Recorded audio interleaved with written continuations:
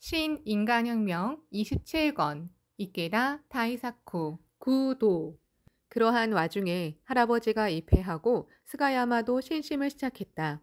17살 때의 봄이었다. 스가야마가 신심을 시작한 동기는 간신히 입에 풀칠만 하는 생활에서 벗어나고 싶었기 때문이다. 미래에는 아무런 희망도 찾을 수 없었다. 또 원래부터 내향적이고 말 주변이 없는 자신에게 열등감을 느꼈기에 그것을 이겨내고 싶은 마음도 컸다. 그런 스가야마를 남자부 선배는 확신이 가득한 목소리로 격려했다. 신심하며 학회 활동에 힘쓰면 반드시 생명력이 강해져 어디를 가든 부끄럽지 않은 훌륭한 인재가 될 수 있습니다. 모두 그렇게 성장하고 있습니다. 그것을 인간 혁명이라고 합니다. 우리 청년의 양 어깨에는 이 나라의 미래가, 아니 세계의 미래가 걸려 있습니다. 당신은 이 베스카이의 땅에서 일본을 세계를 짊어지고 떠받칠 사명이 있습니다. 힘찬 말에 스가야마는 매료되었다. 자신의 세계가 크게 열리는 듯했다. 확신과 정열이 넘치는 생명으로 말할 때 청년의 혼은 각성되는 법이다. 스가야마는 학회 활동을 시작했다. 당시 베스카이에는 남자 부원이 4명밖에 없었다. 그들은 사포로 지부 소속이었고 도토의 활동 거점은 구시로였다. 경제적으로나 시간적으로나 구시로에 가기가 어려웠기 때문에 4사람이 가끔 서로 연락만 주고받을 수밖에 없었다. 1960년 9월 남자부 선배가 구시로에서 남자부 회합이 열린다는 엽서를 보내었다. 참석하기는 어렵다고 생각했다. 기차비가 없었기 때문이다. 엽서에는 제3대회장 야마모토 시니치 선생님을 중심으로 학회는 노도와 같은 대전제를 이루고 있다고 쓰여 있었고 이렇게 호소하고 있었다. 환경에 져서 언제까지고 회합에 참석하지 못한다면 성장할 수 없습니다. 어려움을 타고 넘어 약한 자신을 이겨내고 일단은 회합에 참석해야 합니다. 자, 발심합시다. 실행에 옮깁시다. 그리고 베스카이의 중핵에 걸맞는 인재로 성장해야 합니다. 환경에 져서라는 글자가 마음에 깊이 꽂혔다. 그래도 회합에 참석하겠다는 마음을 정하지 못한 채 회합일이 다가오고 있었다. 구시로에서 남자 회합이 열리기 하루 전 스가야마는 소에게 먹일 목초를 베면서 어떻게 해야 할지 계속 망설였다. 구시로까지는 열차를 타고 3시간 정도 걸리는 거리였다. 이때 스가야마는 돈이 한 푼도 없었다. 오라고 하는데 어떻게 가야 한단 말인가. 하늘을 올려다보며 한숨을 내쉬었다. 작업복 주머니에 넣어둔 엽서를 몇 번이고 꺼내서 읽었다. 그때마다 가야 하지 않을까 하는 생각이 강해졌다. 저녁에 집에 돌아오자 벌렁 들어 누웠다. 구시로에 있는 선배들의 얼굴이 하나둘 떠올랐다. 기다리고 있겠습니다. 믿습니다. 일어서야 합니다. 이렇게 말하는 것만 같았다. 스가야마는 벌떡 일어섰다. 그렇지. 자전거로 가면 된다. 환경해져서 좋을 리 없다. 모두를 만나 야마모토 선생님에 대해서도 듣고 싶다. 그런 생각이 마음속에서 고개를 들었다. 지금 나가면 제 시간에 도착하겠지? 자전거에 올라타자 망설임을 뿌리치듯이 페달을 힘껏 밟았다. 비포장 도로가 이어졌다. 나무 뿌리에 바퀴가 제멋대로 놀지 않도록 손잡이를 힘주어 잡았다. 주변에는 가로등도 인가에 불빛도 없다. 달도 별도 두꺼운 구름에 가려 있었다. 자전거 전조등 불빛만을 의지하면서 필사적으로 페달을 계속 밟았다. 달릴수록 숨이 차올랐다. 하지만 스가야마는 내게 기대를 보내며 기다리는 선배가 있다. 지지 않겠다고 스스로에게 말했다. 다리에 힘이 들어갔다. 이마에서 땀이 쏟아졌다. 자신을 믿어주는 사람이 있으면 용기가 솟아오르고 힘이 넘친다. 그 신으로 사람과 사람이 관계를 맺고 서로가 서로를 성장시키는 인간 공화의 세계가 창가 학회이다. 4대 시간을 계속 달렸다. 차가운 무엇이 얼굴에 툭 떨어졌다. 스가야마는 칠흑같이 어두운 하늘을 올려다보았다. 비었다. 빛발이 차츰 거스렸다. 조금 더 가자. 길 한쪽에 산더미처럼 쌓여있는 것이 보였다. 건초더미였다. 스가야마는 자전거를 세우고 건초더미 속으로 기어들어가 비를 피했다. 잠시 뒤 비가 그쳤다. 다시 자전거 페달을 밟기 시작했다. 목이 마르면 길가에나 있는 왕모루를 따먹었다. 드디어 밤이 환하게 밝기 시작했다. 아침 안개 속에 구시로 시내가 보였다. 조금만 더 가면 된다. 모두를 만날 수 있다. 스가야마는 안도했다. 그러자 그 순간 온몸에서 힘이 빠지고 피로가 한꺼번에 밀려왔다. 자전거를 멈추고 길가 풀숲에 드러누워 몸을 쭉 폈다. 그대로 잠들고 말았다. 눈부신 햇살에 눈을 떴다. 두세 시간 정도 잠든 모양이었다. 피로는 풀렸다. 다시 기세 좋게 자전거 페달을 밟았고 오전 8시쯤에는 시내에 들어섰다. 밤새 내내 100km가 훨씬 넘게 주행했다. 스가야마의 얼굴은 땀과 먼지로 뒤범벅이 되었지만 마음은 가벼웠다. 자신의 약한 마음을 제패한 구도의 왕자의 입성이었다. 남자부 회합에서는 모든 참석자가 이 베스카이의 용자를 큰 박수와 환호성으로 찬탄했다. 그들은 스가야마의 모습에서 남자부의 혼을 알았다. 홋카이도의 벌판에 혁혁히 떠오르는 태양과 같은 투혼을 보았다. 청년들의 가슴에 감동이 밀려왔다. 이 회합에서 스기야마는 당시 남자부 제1선 조직의 리더인 분대장에 임명되었다. 그날 저녁 스가야마는 다시 자전거를 타고 베스카이를 향해 달렸다. 몸은 가볍고 다리에는 힘이 들어갔다. 뒷밤은 감동과 결의로 붉게 상기되었다. 베스카이 천지에서 한 청년이 구원의 사명을 자각하고 일어섰다. 지역에서, 가정에서, 직장에서 최초의 한 사람이 일어선다. 그리고 꽃이 만발하듯 진열을 넓힌다. 그것이 광선유포에 변하지 않는 원리이다. 낙농일은 시간적인 제약이 많다. 하지만 스가야마는 결코 환경에 지지 않겠다며 진지하게 제목을 부르고 이를 능란하게 처리해 학회 활동을 할 시간을 만들었다.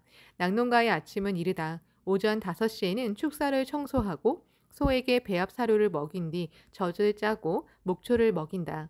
젖은 하루에 2번 짜는데 그 사이에 계절에 따라 목초지에 비료를 뿌리거나 목초를 수확하는 작업을 한다. 그 외에도 자급자족을 위해 밭일도 하는 등 해야 할 일이 산더미처럼 많았다. 스가야마는 경제적으로도 힘겹게 투쟁해야만 했다. 부업으로 우편 배달을 하기도 하고 판금 공장에서 일하는 등 필사적으로 일하며 학회 활동에 힘썼다. 5분, 10분이 귀중했다. 1961년 스가야마는 학회 조직에서 남자부 반장을 거쳐 지구의 남자부 책임자인 대장으로 임명되었다. 베스카이의 남자부는 120명으로 늘었다. 스가야마의 활동 수단도 자전거에서 오토바이로 바뀌었다. 100km, 200km를 달리는 날도 허다했다. 이 사람을 육성하겠다고 마음 먹으면 며칠이고 계속해서 만나러 간다. 이것이 스가야마의 신조였다. 1964년 대학부원인 청년이 교사가 되어 나카시 베스의 초등학교로 부임해왔다. 광대한 지역과 혹독한 자연환경은 그 청년의 학회 활동에 대한 의욕을 시들게 했다. 스가야마는 그런 청년을 만나러 70km 거리를 오토바이로 날마다 다녔다.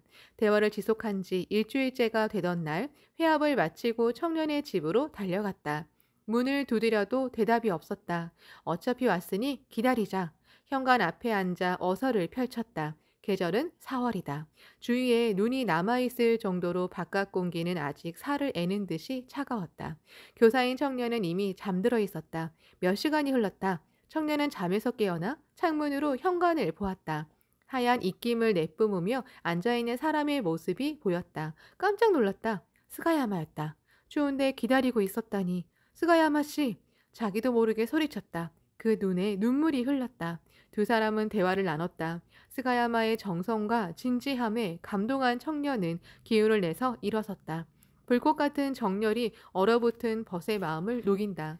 스가야마 가스지는 1965년 남자부 지부 책임자인 부대장이 되어 9월 2일에 학회 본부에서 야마모토 시니치에게서 부대기를 받았다. 스가야마는 투혼을 불태웠다. 스가야마가 담당한 곳은 베스카이를 비롯해 나카시베스, 시베스, 라오스, 시베차, 데시카가에 달하는 광대한 지역으로 면적은 후쿠오카현에 필적했다. 이곳을 싸움터로 삼아 달리고 또 달렸다. 300 수십 명으로 출발한 진용이 1년 뒤에는 470명으로 확대되었다. 스가야마의 착실하고 끈기 있는 행동과 정신은 후배들에게 맹맥히 이어졌다. 1970년 12월 개척을 주제로 열린 제19회 남자부 총회에서 베스카이의 이름이 일약 전국적으로 알려졌다. 총회에서는 낙농가를 꿈꾸며 도쿄에서 신천지 베스카이로 이주한 스기타카 마사루가 8년 동안 괴로움 속에서 굳게 신념을 지키며 승리해낸 발자취를 체험담으로 발표했다. 희망에 부풀어 이주한 뒤 결혼한 스키타카는 입히는 했지만 성실하게 신심에 힘쓰려는 결의는 전혀 없었다. 처음에는 낙농업이 순조로웠다. 하지만 3년 내내 이어진 냉해로 목초 등의 사료가 부족해 소 10마리 중에 5마리를 잃게 되었다. 비정한 대자연의 힘을 저주했다. 또 2살 난 큰 아들도 사고로 세상을 떠나고 말았다. 절망 속에서 신심만큼은 잊어버리면 안 된다는 어머니의 말이 떠올랐다. 하키 선배는 그런 스기타카를 격려하려고 왕복 약 100km나 되는 거리를 혹독한 추위 속에서 오토바이를 타고 계속 찾아왔다. 나카시베스에서 초등학교 교사를 하는 그 청년이었다. 스기타카는 진심과 정열에 감동해 신심으로 일어서자고 결심했다.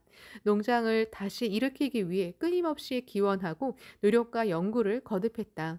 농장은 약 43만 제곱미터로 늘어났으며 태어난 소는 모두 높은 가격을 받을 수 있는 암소였고 젖소는 30마리나 되었다. 또 남자부 대블록장이 된 스기타카는 선배가 자신에게 했듯이 착실하게 방문 지도를 거듭했다. 멤버가 한 사람, 두 사람 일어나 부원 23명 전원이 자담에 참석하기에 이르렀다. 혼을 담은 개인 지도가 전통으로서 계승되어야 비로소 지역 광포의 미래는 찬연히 빛난다. 제19회 남자부 총회에서 큰 감동을 일으킨 스기타카 마사무르의 체험담을 바탕으로 학회 본부에서는 영화를 제작했다. 제목은 개척자였다. 야마모토 시네치는 작품을 감상하고 이렇게 말했다.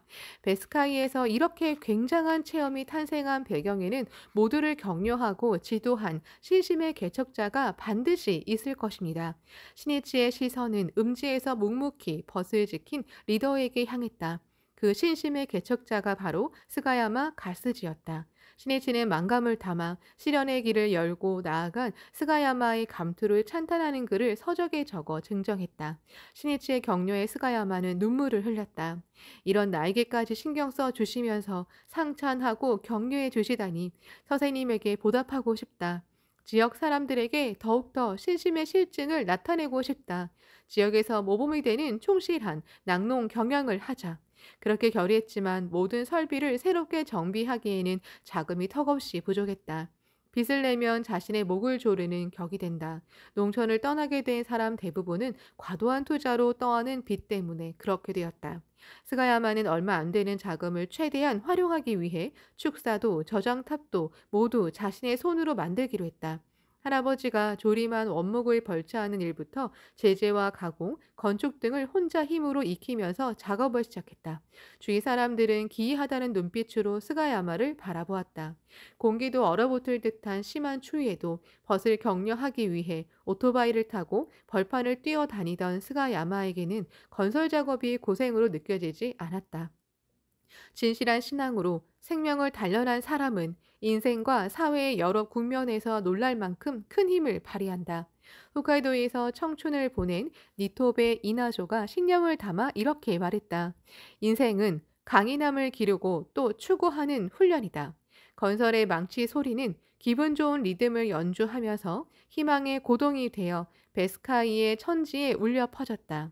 가족도 응원하여 1973년에 약 400제곱미터의 축사를 3년 걸려 완성했다.